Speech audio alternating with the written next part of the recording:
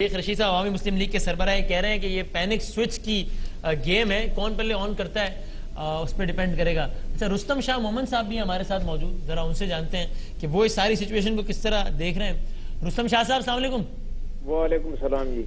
ये रुस्तम शाह साहब, तसादुम हो गया, होने वाला है, होने को है या हो चुका है और इसके नतीजे में कुछ होने को है, आप इस सारी सिचुएशन को डिफाइन करने के लिए किन अल्फाज का इंतखाब करेंगे?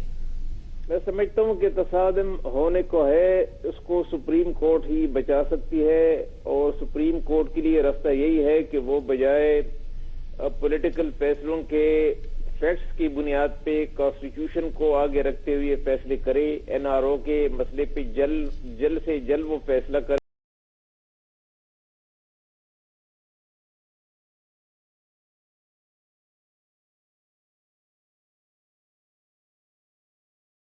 होगा। निजाम बचाना सुप्रीम कोर्ट का काम नहीं होता, निजाम बचाना पाकिस्तान के 18 करोड़ लोगों का काम है। अगर सुप्रीम कोर्ट इन चक्कर में फंस गई कि हमें निजाम बचाना है, तो अगर वो निजाम इंसाफ की कीमत पर बच जाए तो वो निजाम बचाना अच्छी बात नहीं है। निजाम वही ठीक है, लेकिन ये सुप्रीम कोर्ट आप कह रहे हैं निजाम बचाने में इंटरेस्टेड है, लेकिन उसका ये काम नहीं है। लेकिन काफी उंगलियां तो इस तरफ भी उठ रही हैं, कुछ लोग दबे अल्फाज में ये भी कह रहे हैं कि कोई नेक्सस, कोई अलायंस या कोई अंडरस्टैंडिंग सुप्रीम कोर्ट और एस्टेब्लिशमेंट के दरमियान भी है। आपको ऐसी कोई नेक्सस, कोई एस्टेब्लिशमेंट अगर वो नेक्सस इंसाफ के लिए है, कॉन्स्टिट्यूशन को अपहोल्ड करने के लिए है, दस्तूर को मुकद्दम रखने के लिए है, तो फिर तो उसमें कोई कबाहत नहीं है। लेकिन अगर वो नेक्सस इनके एक्सपेंस पर है तो वो अच्छी चीज नहीं है, न मुल्क के लिए, न कौम के लिए, न पाकिस्तान की स्टेबिलिटी के लिए। नेक्सस है या नहीं आपके ख्याल में, ये बताएं, कोई राब्ता है या नहीं? देखिए, राब्ते होने चाहिए, क्योंकि अब तो मुल्क, अब देखिए, जब मेमो गेट जैसा इशू सामने आता है और जब एनआरओ जैसे इशू सामने आते हैं, जो बुनियादी इश्यूज हैं, जो इनके पाकिस्तान की बका इसी में मुज़मर है कि इनका दो टोक फैसला किया जाए, इंसाफ की बुनियाद पे फैसले किए जाएं, कॉन्स्टिट्यूशन को आगे रख के फैसले किए जाएं। जब इतनी बुनियादी चीजें हैं तो फिर तो सुप्रीम कोर्ट के पास तो कोई जादू की छड़ी नहीं है। उनके पीछे तो एस्टेब्लिशमेंट होगी, अवाम होंगे, पॉलिटिकल पार्टीज होंगी, तब उनका जो हुक्म है वो इम्प्लीमेंट होगा। वरना बार बार यही कहा जाता रहेगा कि हम सुप्रीम कोर्ट ने हुक्म दिया है, लेकिन हमें तो अवाम ने इख्तियार दिया है, हम सुप्रीम कोर्ट के हुक्म को नहीं मानते। लेकिन रुस्तम साहब, ये जो एनआरओ है जिसकी बहुत जिक्र होता है और सारा मलबा अगेन सिविलियंस पर डाल दिया जाता है, ये एनआरओ किया किसने था? देखिए, जिसने भी किया था वो तो, अब हम अगर आगे पीछे की तरफ जाएंगे तो फिर तो बहुत कुछ लावा फटेगा।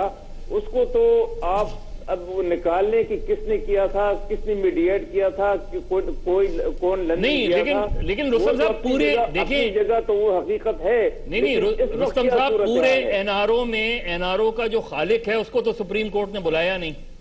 जिसने ये ऑर्डिनेंस जारी किया या जारी किया या जारी करवाया, जिसने भी जारी करवाया, उस वक्त कौन हुक्मरान थे, उस वक्त किसकी हुकूमत थी, कौन सा इंस्टीट्यूशन जो है वो वहां मौजूद था, जिसने भी कराया उनको बुलाए ना। हुकूमत परवेज मुशर्रफ की थी, मिलिट्री हुकूमत थी, और एनआरओ जो है उसी वक्त वो कराया गया। किसने कराया वो तो आपको मालूम है, हमें मालूम है। लेकिन अगर हम सिर्फ उसी को एग्जामिन करते रहे, उसी पे फोकस करते रहे, तो इस वक्त तो मामले बहुत तेजी से आगे रहे हैं। बहुत शुक्रिया, thank you very much Rustam Shah Mohammad साहब, आप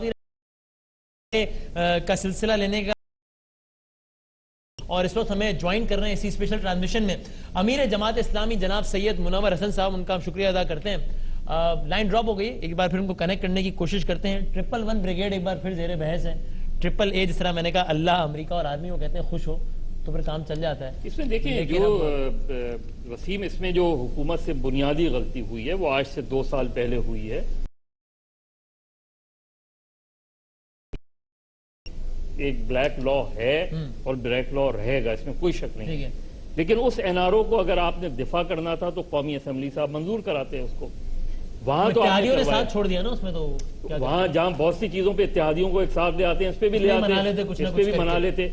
उसके बाद जब आपने जाके सुप्रीम कोर्ट में कह दिया कि एनआरओ हम नहीं मानते, डिफेंड भी नहीं किया, डिफेंड नहीं किया, तो फिर उस कंफ्यूजन ने जो 2009 का फैसला है वो एक ऐसी तलवार हुकूमत पे लटका दी کہ وہ تلوار 2012 تک لیا جس فیصلے کو اگلے 16 تاریخ کو سماعت ہوگی 25 ماہ گزر چکے ہوں گے، 16 دسمبر 2009 اور 16 جنوری 2009 جو این آر او